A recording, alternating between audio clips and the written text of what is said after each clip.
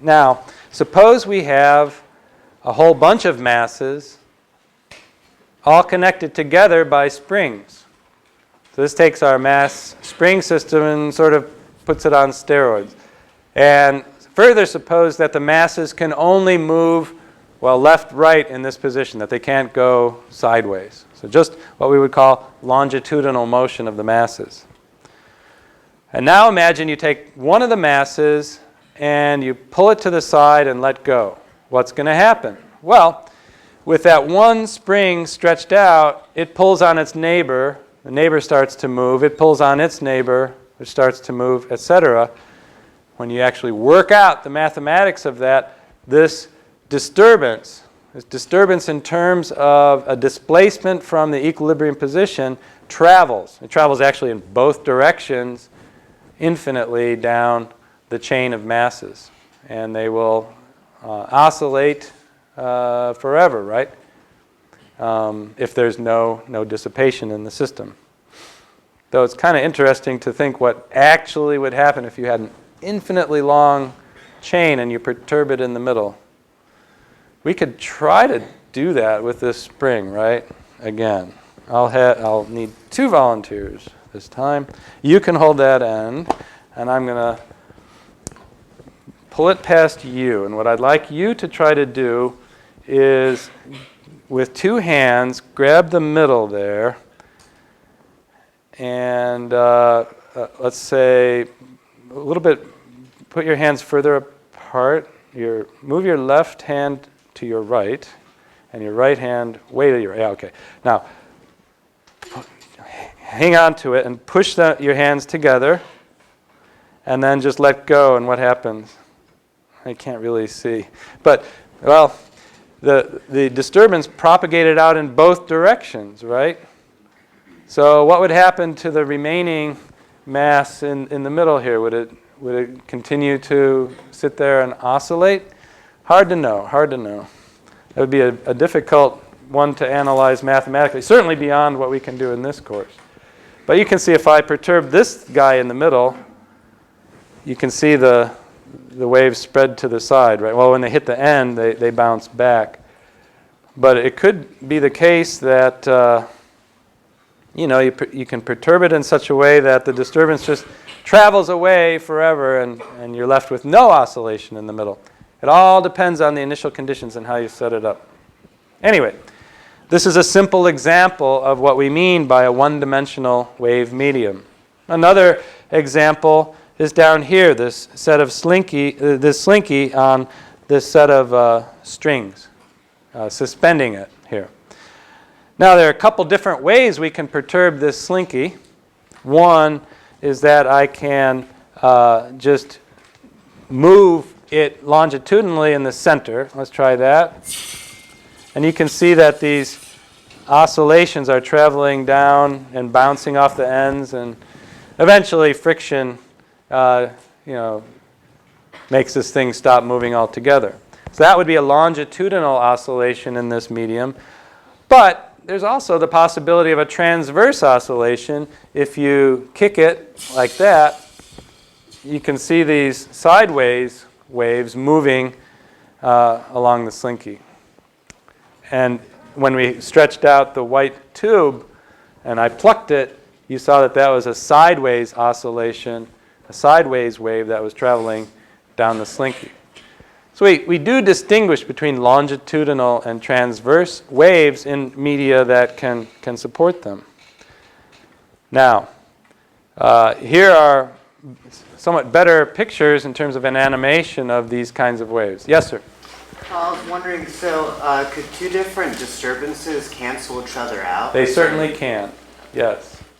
And we're going to see how that arises when we talk about superposition of waves in next week's lecture and in the DLs.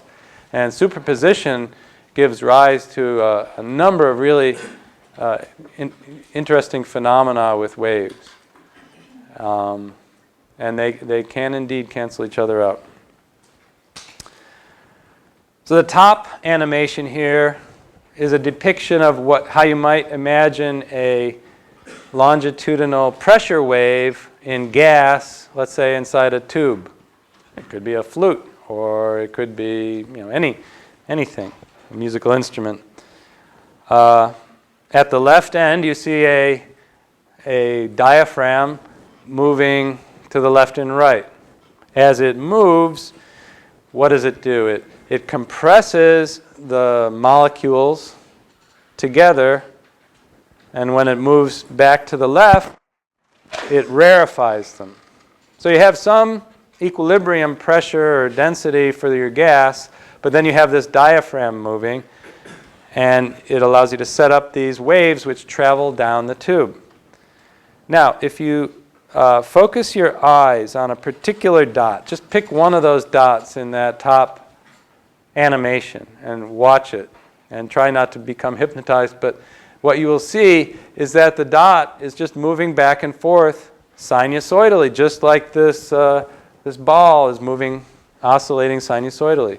And in fact, that's true for every dot in that animation. That's why I told you you could pick any one you want. Indeed, that when the person who made this animation wrote a little computer program, what did they do? They just made each dot move in a sinusoidal motion horizontally.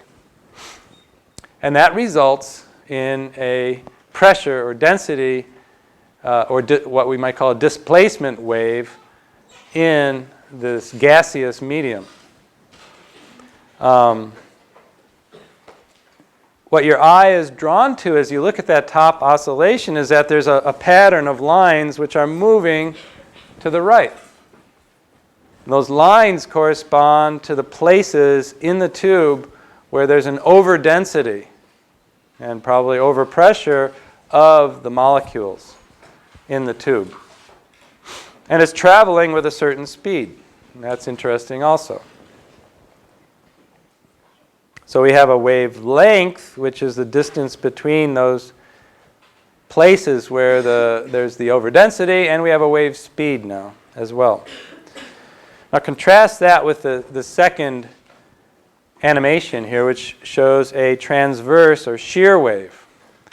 This can only happen in a medium like a solid, or maybe an elastic like rubber or something like that, where if you have a displacement horizontally, it causes the neighbors to also be displaced horizontally. The slinky on the floor there is another good example of one that allows for a shear type wave or a transverse wave. And you can see that the waves here correspond to sideways displacement of the actual material in the medium. Now it could be a solid like steel. Now would this work for water, liquid water? No, because if you move water sideways here, it doesn't make there's no restoring force that makes the neighbors move sideways. It's just the molecules move apart and you get complex behavior. Water waves, waves on the surface of water, are different still. And that's the third animation here. If you look, there are two blue dots. One is at the surface and one is a little bit deeper down into the liquid.